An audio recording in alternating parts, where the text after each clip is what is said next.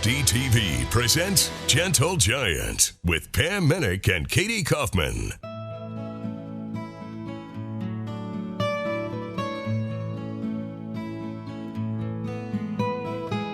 The Red Steagall Cowboy Gathering is held each year in the Fort Worth Stockyards to celebrate Western heritage and the way life was more than 100 years ago. From real ranch rodeos, cowboy poetry, old-time Western swing music, and a cowboy trapping show, everything is authentic. The official kickoff is actually a week earlier, when more than 200 hardy cowboys and cowgirls gather in Jacksboro, Texas, to begin a 100-mile wagon train to Fort Worth. We'll hitch up and ride along for 5 days as we take you back in time. Stay with us, we'll be right back.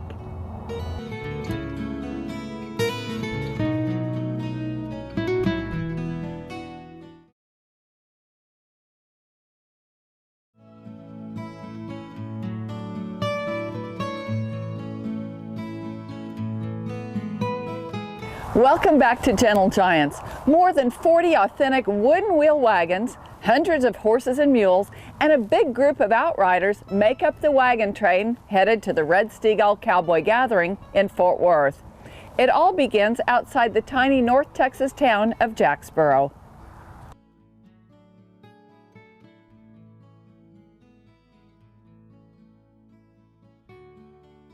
When you see the wagon train going down the road, you know, it's something that a lot of people have never seen before. And even though they live in the city or they're driving back and forth to a small town, they've never seen a wagon train. Some of them have never seen horses and mules pulling a vehicle. And I think it just sets the stage for everything we celebrate once we get to the stockyards.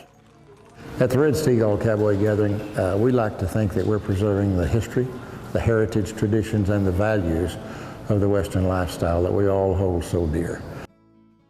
This ride is a little bit different than most rides. It's so historical. There's no rubber tire wagons. Everybody that's out here, we travel right down the road like we did 150 years ago. It's just, it's hard to explain. You get back with what God gave us in this country at a slow-moving pace. We run down the road about 3.5 to 3.7 miles an hour. And you see everything. You see the beauty of nature, the beauty of people. Life just slows down and you get to enjoy it. We'll be riding approximately 110 miles over 5 days, going into different locations and private ranches, having a real good time. We leave here, the first day is our longest day. We leave here and we go to Perrin. We stay at a private ranch, great big pasture, really nice. We'll leave Perrin and go to Mineral Wells and stay at the Sheriff's Posse. And they'll feed us and it's wonderful. They treat us unbelievable. Leave out of Mineral Wells, go to Weatherford, where Red will have a big shindig there. From there we'll go to Azle and stay at a private ranch. And they treat us great, and then from there we ride into the stockyards. This is one of the only rides that we have so many people from so many different places. So it's kind of like a reunion. You know that we all share a common passion, and that's kind of the thread of everything. And the heritage, it's the heritage. Every one of these men believe they were born in the wrong century, you know, completely wrong time, wish that they had been 100 years younger, and been able to do it for real. They try to keep it the cowboy way. They wear long sleeve shirts and hats and boots, no tennis shoes or ball caps. And it's just my kind of life.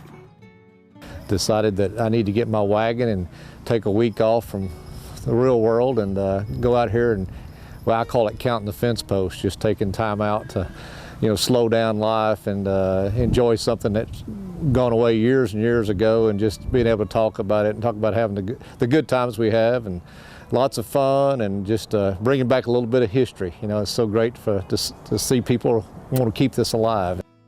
There's going to come a time where a lot of people don't realize what we did 100 years ago, 150 years ago. We're trying to keep the tradition alive, because in 100 years from now, it would be very sad to have lost that tradition. And I'd like to keep carrying it on for my kids, my grandkids. It's just a wonderful tradition. Well, if we don't keep them alive, that's the only way they'll ever get passed down, Pam, to the next generation. So somebody's got to do it. We get up about 4 o'clock every morning, start harnessing mules, then we move our rigs forward and come back, and we usually take off about 9 o'clock every day. We get in about 4 and start prepping, unharnessing, cooking, getting ready for the next day. And then we do that. We get together every evening and we have a lot of fun.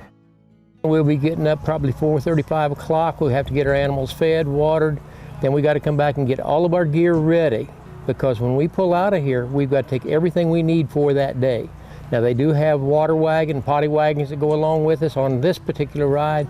It's a big, big hill, but we have to take our lunches and everything with us. We have to have our rigs ready to go, because when we get in at night, then they bring us back by bus and we go up.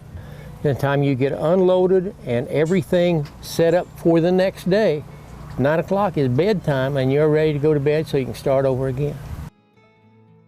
This is a hobby for a lot of folks, and it's some of it, it's our life. But we want to keep things going.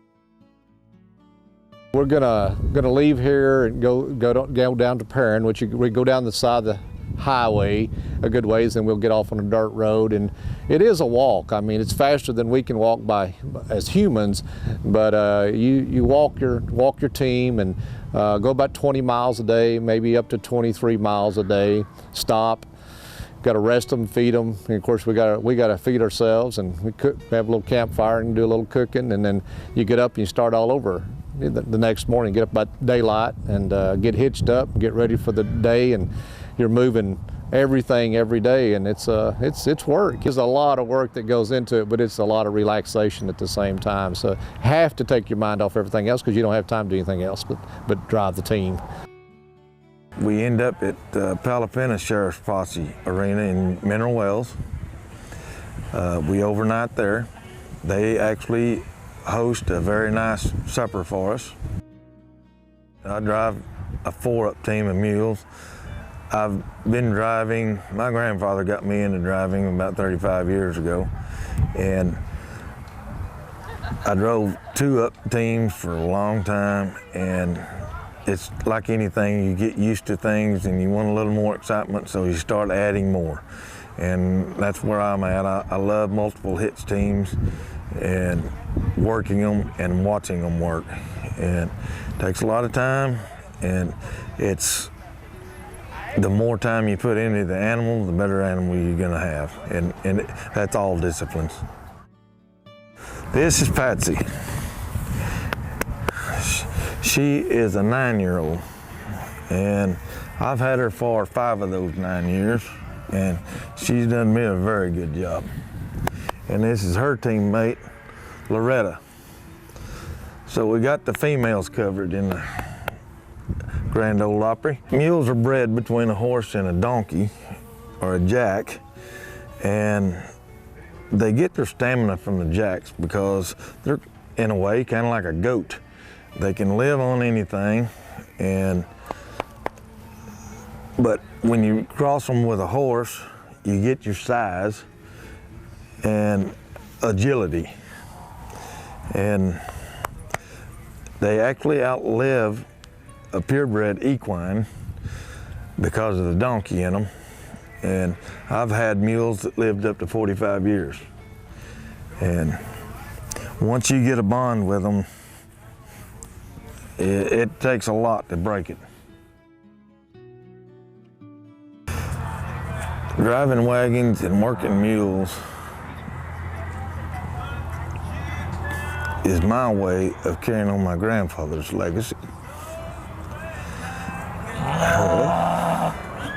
He was a great man, and the way I feel about him is what I want to perpetuate to the kids of today.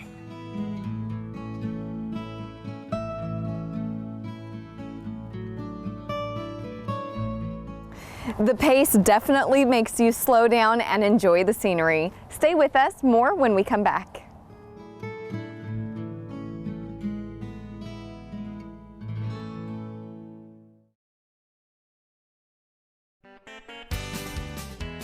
Welcome back to Gentle Giants. On day 3, the participants dress in red as they roll into Weatherford, Texas and paint the town red. The evening includes cowboy poetry and a concert by Red Steagall and friends. Everybody has on some type of red, whether it be a wild rag, a shirt, whatever, because we're headed to Weatherford then to paint it red. Because when we get into Weatherford, Red has a radio show and stage show set up for the evening, and we have some good music and some good poetry and storytelling on Tuesday night. When we go from Weatherford to Steagall, Texas, at lunchtime we actually end up at Red Steagall's ranch, and he is very gracious in that we go in there and he feeds everyone on the trail ride their lunch that day. Red Steagall's a fine human being. He's a fine poet, a cowboy poet, and has been in the Western culture since I was a young man. You know, if it wasn't for the horse, our life would be really different. We wouldn't be as big. We wouldn't have the food supply that we have. The horse changed civilization. We head into Steagall, Texas, to the Wild West Arena. They host us there and give us a place to stay. When you're going in this close to a municipality the size of Fort Worth, it's really hard to find enough room to put everyone. It'll be a pair of dark brown mules, and this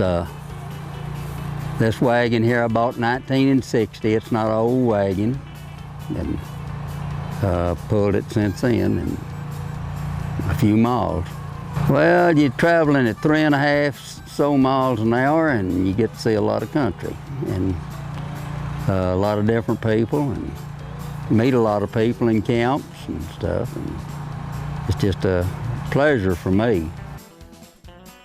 We love our mules and love to drive and stuff, and we went to Santa Fe on a wagon train into San Angelo. From Abilene to San Angelo a few years ago, and we heard about Red Steagall's wagon train, and we watched Red on television all the time and love his music and his testimony and stuff, and so we thought, well, that'd be great. So this makes about, I don't know, 9 or 10 years we've been blessed to come down here to Red's ride. People who did this a long time ago were way tougher than we are. We ride our 20 miles, take care of our wagons, take care of our animals, but we have air-conditioned, heated trailers that we stay in. They stayed out in the rough. They slept in these wagons. When Gentle Giants returns, we'll begin the last leg and head into the historic Fort Worth Stockyards. You won't want to miss it.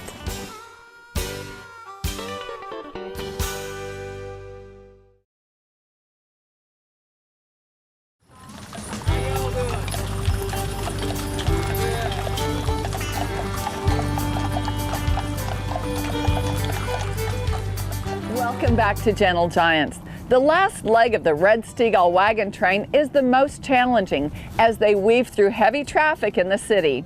Even a driving rainstorm couldn't dampen the spirits of this dedicated group.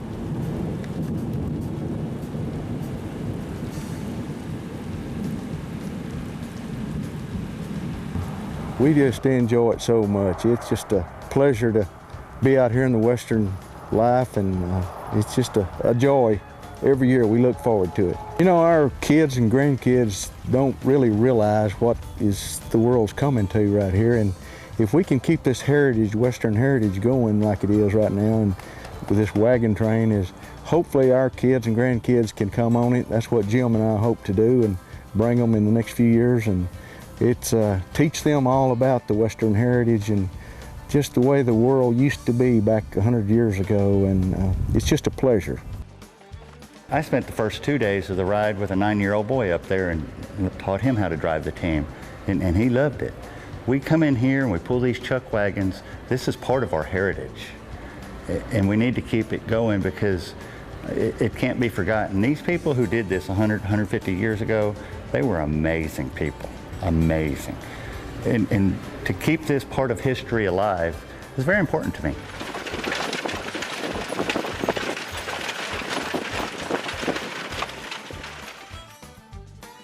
The wagon train is just the beginning of the Cowboy gathering. The authentic chuck wagon cook-off is a big part of the heritage that still is alive.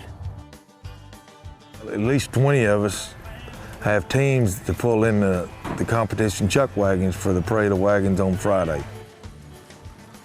When we get here, personally for us, it's kind of a treat for several of the wagon owners because we get to pull in the competition chuck wagons, and that's kind of what we look forward to all year. It's a public show of what we love to do.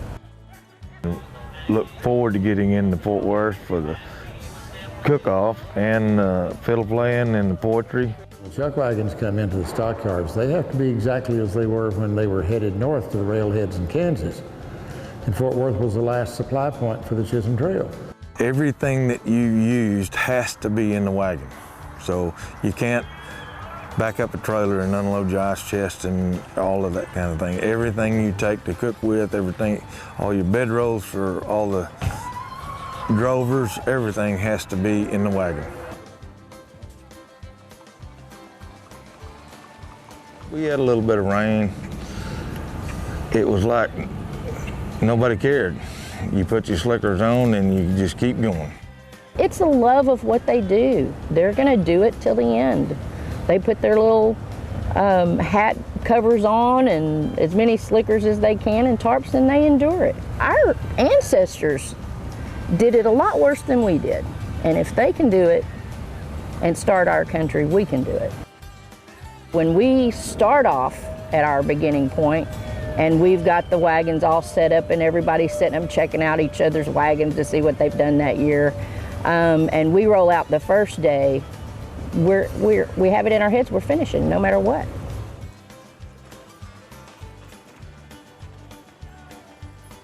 When you see all the people on the street and they're even standing in the rain with their umbrellas and they're out there to see you, and you keep a heritage going, it's humbling, very humbling.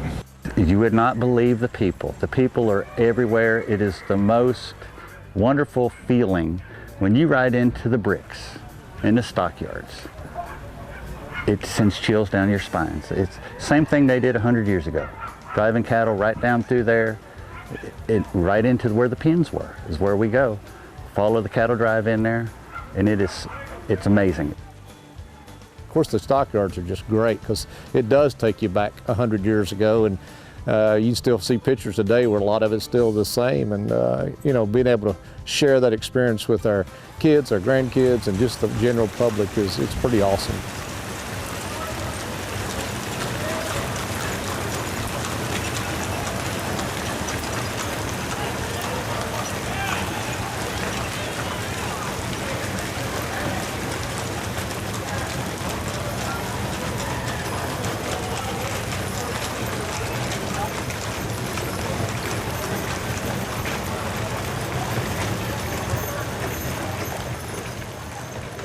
We want to thank all of you for watching Gentle Giants this time. Pam and I had so much fun with Red Steagall and all his friends. Boy, it was great seeing those authentic wooden-wheeled wagons and how things were done more than 100 years ago. Those souls were hardy, our forefathers were. A big thank you, as you said, to Red Steagall and his whole Cowboy Gathering Committee, and especially to Mike and Cindy Stein. They're the glue that keeps this all together, and they keep all those horses and mules going in the right direction. For more information, check them out. You might want to ride with them next year. Red Steagall, CowboyGathering.com. And to see what's new for Gentle Giants, you can always see that on our Facebook page. Bye now.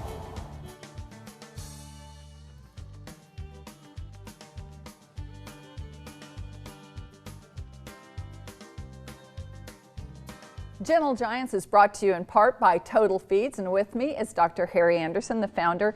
You talk about Total Equine and your other Total Feeds being extruded, and the benefits are, of course, the nutritional value. Exactly what does extruded mean? Extruded is a name for a process we use to process grain. In the old days, we used to feed whole grains to animals, especially horses, and a lot of that would not be digested because they could not process it well enough as it went through the digestive tract. So actually, any grains in there would get into the hindgut and ferment, and that's why we could colic horses. And then we learned to grind it up real fine and put it in a pellet, because you can't feed fine ground grain to horses; they just won't eat it. When you extrude it, you put it through an extreme heat and extreme pressure and make it explode through a real small orifice or hole, and it explodes the starch and fiber to increase the the surface area tremendously, and also it makes it with air holes in it so it absorbs moisture and it all falls apart in the small intestine, and all those very expensive nutrients are then absorbed there, and it just becomes more efficient for everything you've already put in it.